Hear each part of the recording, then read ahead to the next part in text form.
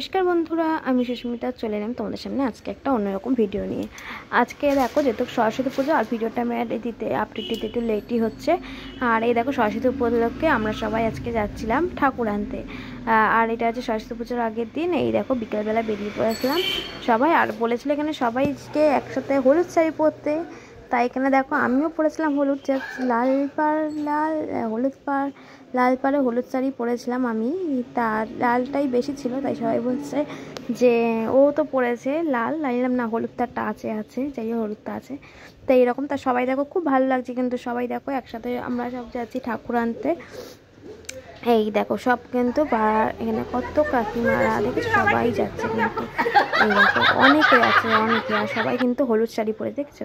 তা ফাইনালি আমরা চলে এসেছিলাম। দেখো মন যেখানে ঠাকুর নেওয়া হয় সেখানে কয়েকটা ঠাকুর এত সুন্দর লাগছিল। দেখো এই ঠাকুরটা দেখো কি সুন্দর লাগছে, তার মধ্যে এই যে আর এইটা তো পুরো জগদ্ধাত্রী ঠাকুরের মতন পুরো লাগছে, মুখটা এত সুন্দর বিশাল বড়।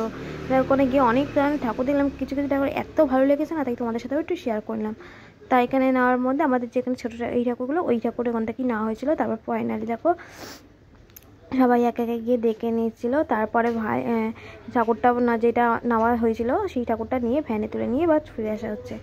এই দেখো তারপর চলেও আসা হয়ে গেছে, ঠাকুরটা নিয়ে কিন্তু চলে এসেছে দেখো মণ্ডপে। এবার ঠাকুরটা নামানো হবে, নিয়ে দেওঘর মণ্ডপে এই দেখো ঠাকুরের স্থানে বসানো হবে। তা তোমাদের পাড়ায় কারা কারা এরকম সবাই একসাথে মিলে ঠাকুর পুজো করো অবশ্যই কিন্তু কমেন্ট করে জানিও। এই দেখো দেখেছো এখানে ছয় ঠাকুরটাকে বসানো হয়ে গেছে, আর আমি দেখো তারপর চলে এসেছিলাম। এই দেখো রাত্রে সন্ধ্যাবেলা তখন দেখি সবজি কাটা হয়ে গেছে। আমি যেহেতু শনিবার ছিল, যেহেতু বড় ঠাকুরের মন্দিরে পুজো দিতে যাই, তাই প্রত্যেক শনিবারের মতো না আজও আমি বাদ দিইনি, কিন্তু ও ঠাকুর এনে আমি তারপর চলে গেছিলাম পুজো দিতে। আর এই যে পুজো দিয়ে এসেছি রাত্রেবেলা, তখন থেকে এখানে সব কাটাকুটি হচ্ছে, সব কাটাকুটি সবজি যেটা পাঁচমিশালি একটা লাবড়া হবে, আর খিচুড়ি, পায়েস, চাটনি, পাঁপড় ভাজা এইসবই ছিল। আর এই দেখো তা তোমরা দেখো কি সুন্দর ঠামনিটা কিন্তু লাইট দিয়ে সাজিয়েছিল। আর ঠাকুরের পেছনটাও ডেকোরেশন করা যেত, কিন্তু কেন করা হলো না, কারণ কেরলে না ওই যে দুর্গা মণ্ডপের এই যে দুর্গা ঠাকুরের ছবিটবিগুলো না পুরো আড়াল ঢাকা পড়ে যেত, তার জন্য। আর পরের দিনকে সকালবেলা দেখো ফাইনালি কিন্তু ভোরবেলা উঠে আমি স্নান টান করে আমার গোপোষণাকে কিন্তু খেতে দিয়েছি। স্ট্রবেরি দিয়েছিলাম, জামরুল, মিষ্টি, সন্দেশ, বাতাসা, কুল সমস্ত রকম ফল প্রসাদ দিয়ে আমি এখানে ভোগ নিবেদন করে দিয়েছিলাম। তা এই দেখো আমার গোপোষণা সুন্দর করে আরতি দিয়ে দিয়েছিলাম ধূপকাঠি মোমবাতি দিয়ে। আর এখানে লোকনাথ বাবা, শিব ঠাকুর সব ঠাকুরকে দেওয়ার পর তারপর চলে এসেছিলাম এই যে আমাদের পাশের বাড়ি পাশে একটা কাকিমাদের বাড়ি হচ্ছে আর অঞ্জলি দেওয়ার জন্য। কারণ আগের বছর না এই যে ঠাকুরের ছেলের বই খাতাটাও ভুলভাল বলে ফেলছি, বইগুলো আমি এখানে দিয়ে দিয়েছিলাম, বই, পেন্সিল বক্স, পেন্সিল রাবার এরকম। তাই এখানে কারণ আগের বছরে মণ্ডপে দেবো করে না, আগের বছর আমার ছেলের না অঞ্জলিই দেওয়া হয়নি জানো, এত দেরি হয়ে গেছিলো। তারপর ঠাকুমাসি আসছিলো দেরি করতে, এমন অবস্থা। তাই যেহেতু এই কাকিমাটাদের বাড়িতে এইটা কিন্তু কাকিমা না, এইগুলো হচ্ছে আমরা সমবয়সী হই, আমার থেকে একটু বড় হলেও হবে, কিন্তু এরকমই।